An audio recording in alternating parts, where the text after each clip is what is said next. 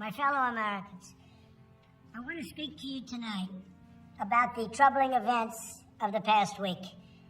As I have said, the incursion of the U.S. Capitol struck at the very heart of our republic. It angered and appalled millions of Americans across the political spectrum. I want to be very clear. I unequivocally condemn the violence that we saw last week. Violence and vandalism have absolutely no place in our country and no place in our movement. Making America great again has always been about defending the rule of law, supporting the men and women of law enforcement, and upholding our nation's most sacred traditions and values. Mob violence goes against everything I believe in and everything our movement stands for. No true supporter of mine could ever endorse political violence. No true supporter of mine could ever disrespect law enforcement or our great American flag. No true supporter of mine could ever threaten or harass their fellow Americans. If you do any of these things, you are not supporting our movement, you are attacking it, and you are attacking our country. We cannot tolerate it.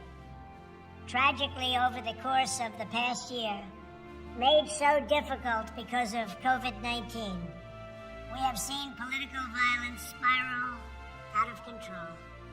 We have seen too many riots, too many mobs, too many acts of intimidation and destruction. It must stop.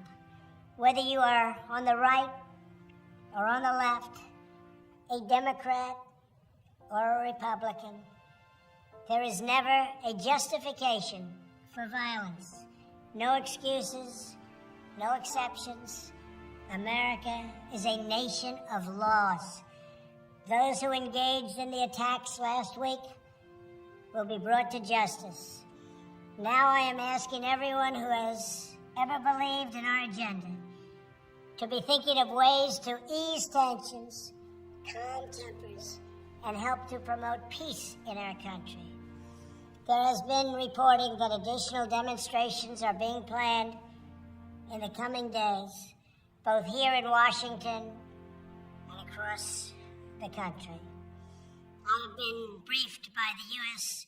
Secret Service on the potential threats. Every American deserves to have their voice heard in a respectful and peaceful way. That is your First Amendment right.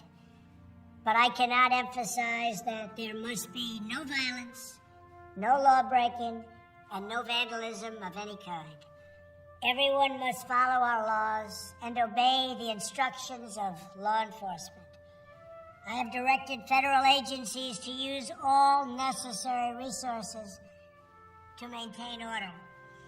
In Washington, D.C., we are bringing in thousands of National Guard members to secure the city and ensure that a transition can occur safely and without incident.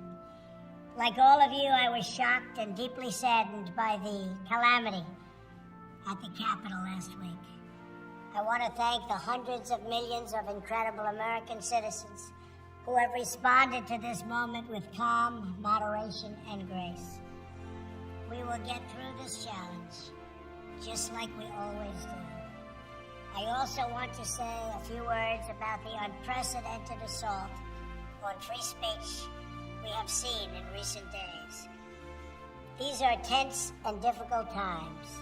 The efforts to censor, cancel, and blacklist our fellow citizens are wrong, and they are dangerous. What is needed now is for us to listen to one another, not to silence one another. All of us can choose by our actions to rise above the rancor and find common ground and shared purpose. We must focus on advancing the interests of the whole nation, delivering the miracle vaccines, defeating the pandemic, rebuilding the economy, protecting our national security, and upholding the rule of law.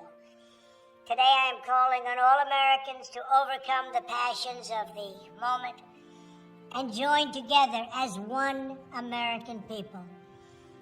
let us choose to move forward united for the good of our families, our communities, and our country.